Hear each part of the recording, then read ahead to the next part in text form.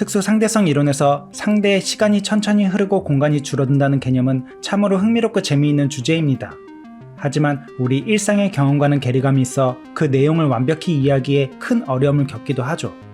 그래서 일부는 나와 무관한 학문 정도로 취급하기도 하며 물리학의 무지한 소수는 그 설명의 진실 여부를 의심하기도 합니다. 하지만 특수 상대성 이론은 이미 수많은 수학적 실험적 검증을 거쳐 입증된 이론입니다.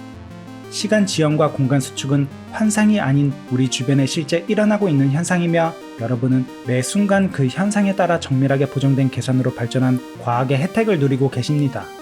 이번 영상은 그 실험적 검증 중 대표적인 몇 가지를 다루려 합니다. 이 영상은 과학을 친근한 문화 콘텐츠로 소개하는 주 카이스토리와 함께합니다.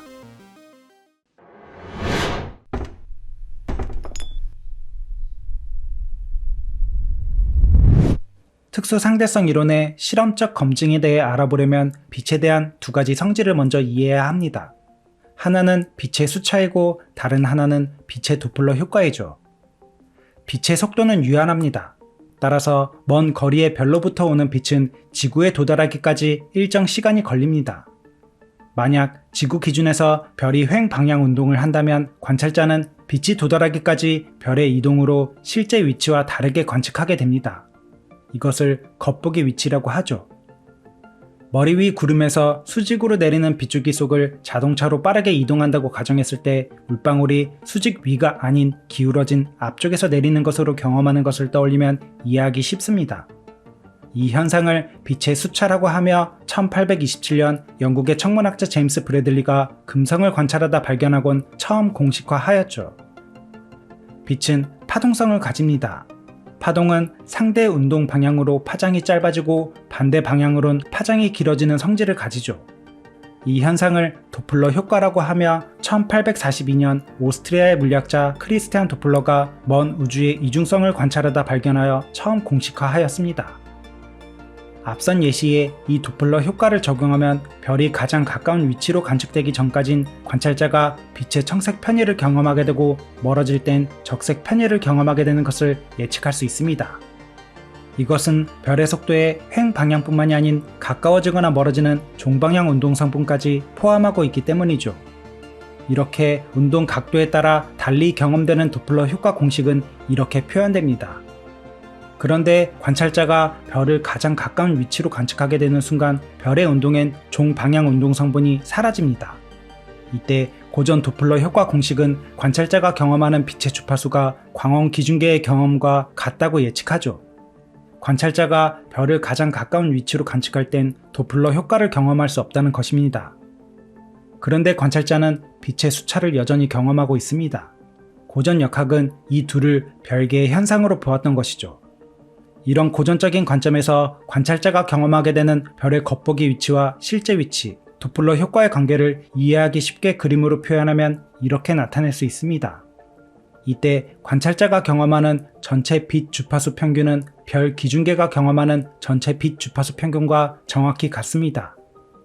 이런 설명은 속도가 느린 상황에선 거의 일치하겠지만 광속이라는 한계의 속도를 가지는 우주에선 속도가 빠를수록 계산과 관측 사이 오차 범위가 커집니다.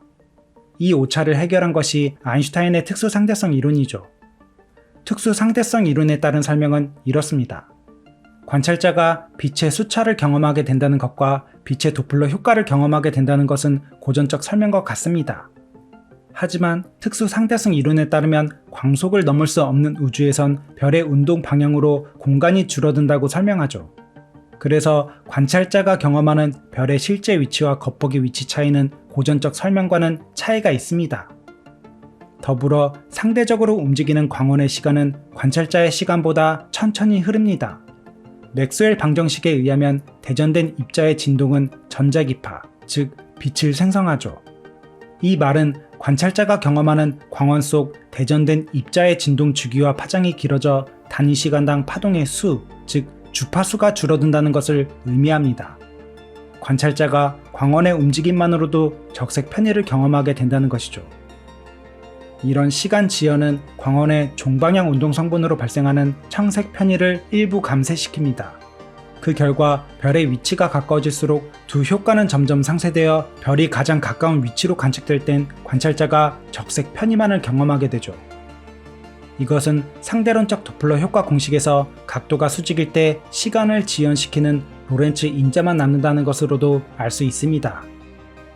이런 상대론적 관점에서 관찰자가 경험하게 되는 별의 겉보기 위치와 실제 위치, 그리고 도플러 효과를 이해하기 쉽게 그림으로 표현하면 이렇게 나타낼 수 있습니다. 특수 상대성 이론에 따른 시간 지연과 공간 수축은 상대 속도가 광속에 가까울수록 관찰자가 경험하는 빛의 청색 편의를 운동 방향으로 더욱 집중시킵니다. 그렇게 집중된 빛을 상대론적 빔, 도플러 부스터 혹은 헤드라이트 효과라고 하죠. 상대 속도가 빠를수록 관찰자가 경험하는 도플러 효과가 고전적 설명과는 차이가 크다는 것입니다. 우주는 광속을 넘을 수 없기에 별의 운동 방향 쪽 파장이 상대의 속도에 따라 더 짧게 압축됩니다. 그래서 별 기준계가 경험하는 방출된 빛 에너지 총량보다 관찰자가 경험하는 방출된 빛 에너지 총량이 더 크죠. 지난 영상에서 살펴봤듯 이것은 질량과 에너지가 같다는 수학적 증명으로 연결되기도 합니다. 그럼 별이 관찰자 주위를 공전하는 상황은 어떨까요? 물리학 상식에서 이것은 별이 관찰자를 향해 방향을 바꾸며 가속하는 상황으로 볼 수 있습니다. 그런데 특수 상대성 이론은 등속 운동에 대한 이론이죠. 그래서 언뜻 보면 특수 상대성 이론으론 이것을 설명할 수 없을 것 같습니다.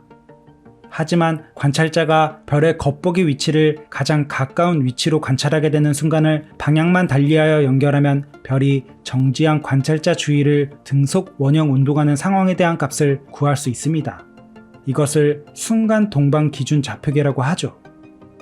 앞서 살펴봤듯 이 상황에 대한 고전적 설명은 관찰자가 도플러 효과를 경험할 수 없다고 예측합니다. 반면 특수 상대성 이론은 관찰자가 빛의 적색 편의를 경험하게 된다고 예측하죠.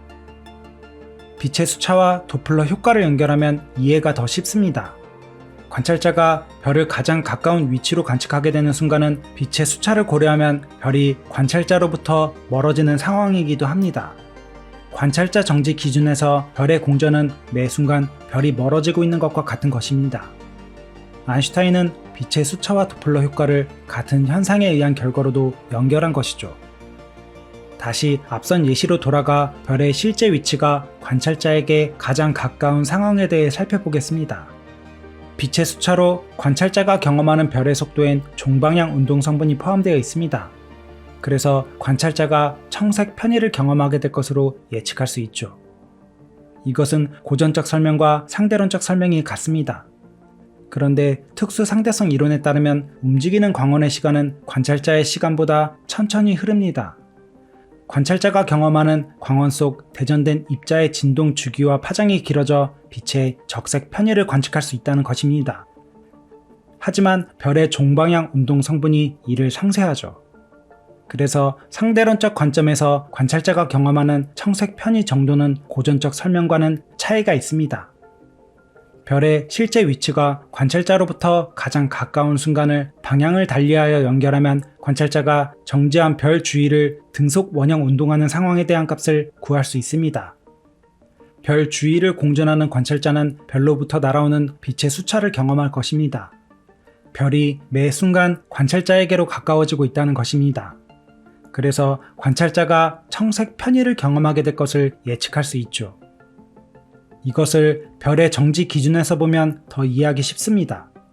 별의 정지 기준에서 움직이는 관찰자의 시간은 별 기준계보다 천천히 흐릅니다. 그런데 광원 속 대전된 입자의 진동 주기엔 변함이 없습니다.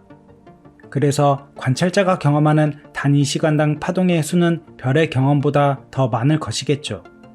별의 정지 기준에서도 관찰자가 빛의 청색 편의를 경험하게 됨을 예측할 수 있다는 것입니다. 그리고 그 정도의 크기는 앞서 살펴봤듯 고전적 설명과는 차이가 있습니다. 특수 상대성 이론이 예측하는 두 결과는 모두 시간 지연에 의한 결과입니다.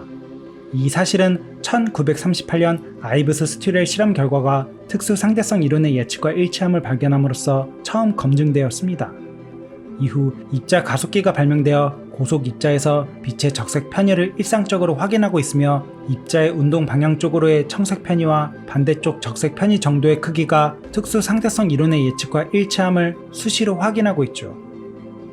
우주에서 지구로 들어오는 입자들인 우주선을 통해서도 확인할 수 있습니다. 우주선이 지구와 충돌 후 분해되어 만들어진 생성물 중 하나인 뮤온은 매우 불안정하여 그 수명이 짧습니다. 특수 상대성 이론이 적용되지 않는다면 뮤온이 지구 대기에서 생존 가능한 거리는 약 456m에 불과하죠. 하지만 하늘로부터 날아오는 뮤온을 지상에서도 수시로 관찰할 수 있습니다. 이것은 지구 입장에서 광속에 가깝게 이동하는 뮤온의 시간이 지연된 결과이며 뮤온 입장에선 운동 방향 쪽 길이가 수축한 결과이죠. 지구 주위를 빠르게 공전하고 있는 인공위성에서도 그 증거를 확인할 수 있습니다. 인공위성은 지구와 전파를 교환하며 상호작용합니다. 특히 우리가 흔히 사용하는 GPS의 경우 복수의 인공위성이 신호를 교환하며 우리의 위치를 정밀하게 측정하고 있죠. 인공위성은 각기 다른 속도로 지구 주위를 공전하고 있으며 서로에 대해서도 상대적으로 움직이고 있습니다. 전파는 빛과 같이 전자기파의 일종입니다. 그러므로 정확한 데이터와 위치 정보를 교환하기 위해선 도플러 효과를 고려하여 주파수를 보정해야 하죠. 그리고 그 보정 수치는 특수 상대성 이론의 예측과 일치합니다. 더불어 인공위성에 장착된 원자시계는 정확히 특수 상대성 이론의 예측만큼 지구의 시계와 차이가 발생합니다. 태양 근접 궤도 위성과 지구에서 관측되는 태양의 스펙트럼에 차이가 있는 것으로도 확인할 수 있습니다. 지구에서 측정되는 태양의 스펙트럼은 태양 근접 궤도 위성에서 측정한 스펙트럼보다 특수 상대성 이론의 예측만큼 청색편이 되죠. 보다 더 멀리 나가면 현재까지 약 100만 개가 관측된 퀘이사로부터도 그 증거를 찾을 수 있습니다. 퀘이사란 아주 먼 은하 중심에서 빛나는 초거대 블랙홀을 뜻합니다. 퀘이사는 주변 우주 먼지를 끌어당기며 회전시켜 강착 원반을 형성하죠. 회전하는 먼지들은 중력 에너지와 마찰 등에 의해 플라즈마 상태가 되어 밝은 빛을 냅니다. 사건의 지평선과 거리가 가까워지며 속도가 빨라진 플라즈마 일부는 자기장에 의해 회전축 방향으로 방출됩니다. 이것을 제트라고 합니다. 광속에 가까운 속도로 방출된 발광 제트는 특수 상대성 이론의 예측대로 운동 방향으로 에너지가 집중되는 상대론적 빔 효과가 발생합니다. 그래서 지구를 향하는 제트는 더 뚜렷하게 보이고 반대 방향 제트는 극단적으로 적색편이 되어 우리에게 관측되죠. 만약 고전적 설명이 옳다면 반대 방향 쪽 제트는 광속보다 빠른 속도로 멀어져 관측 가능한 우주 밖에 위치한다는 계산이 나옵니다. 특수 상대성 이론의 다른 검증은 양자역학을 통해서도 확인할 수 있습니다. 여기엔 입자의 스핀과 반물질에 관한 보다 자세한 설명이 필요하죠. 이것에 대해선 다른 영상에서 다뤄보도록 하겠습니다. 재밌지 않으셨나요? 이런 흥미롭고 설레는 물리학의 전반적인 흐름을 한눈에 볼 수 있는 지도가 완성되었습니다. 물리학 발전 역사 지도는 고대 그리스의 철학에서부터 촉근이론의 현대 물리학까지 시간의 흐름에 따라 다이어그램으로 표현하여 여러분이 쉽게 이해하고 흥미를 느끼실 수 있도록 제작하였습니다. 기존 영상보다 더 많은 내용과 설명이 추가되어 앞으로 업로드될 영상들의 이해에도 큰 도움이 될 것입니다. 영상이 재미있으셨다면 이 영상이 널리 퍼질 수 있도록 구독과 좋아요, 알람 설정 부탁드립니다. 여러분의 댓글은 저에게 정말 큰 힘이 됩니다. 그럼 오늘도 기분 좋은 상상력으로 가득한 하루 되세요!